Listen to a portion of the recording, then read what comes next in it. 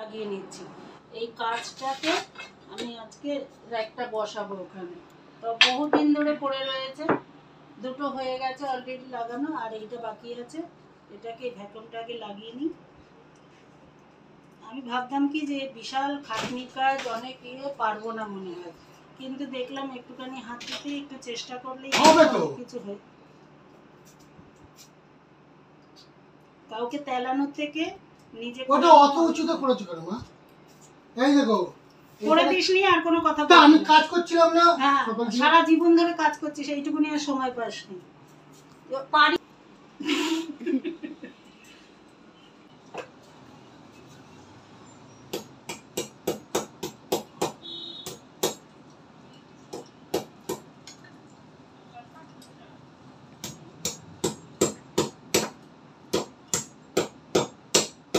দেখ হলো।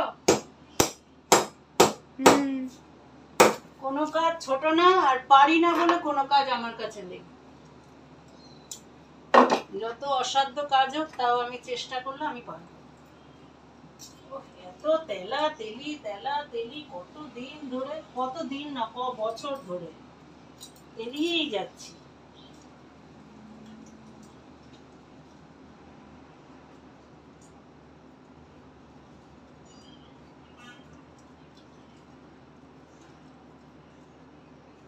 অনেকটা গ্যাপ হয়ে গেছে মাঝখানটা।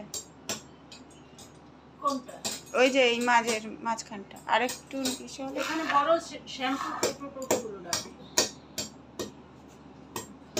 এটা ছোটগুলো করা ছিল না।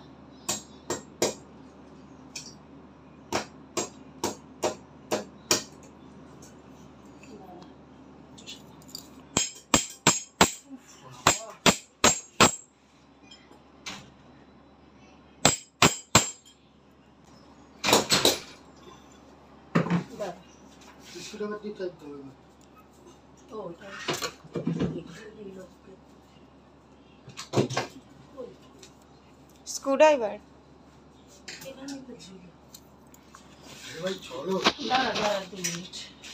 তুই সত্যি মানুষ।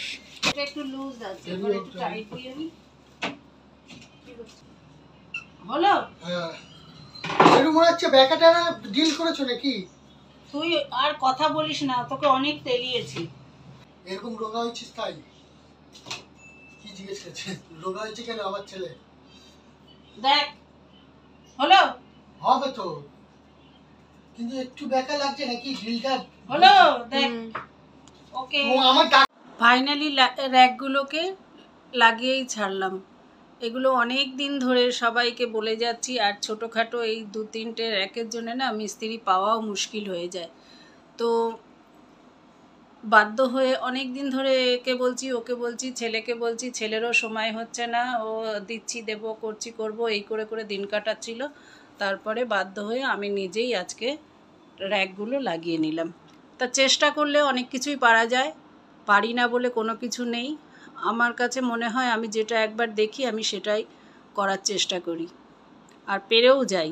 হয়তো মিস্ত্রিদের মতন হয় খুব ভালো না হলেও, কিন্তু এখন বন্ধুরা তোমরা কমেন্ট করে বলবে কেমন হয়েছে, তবে আমারও একটু ভালো লাগবে। টাটা।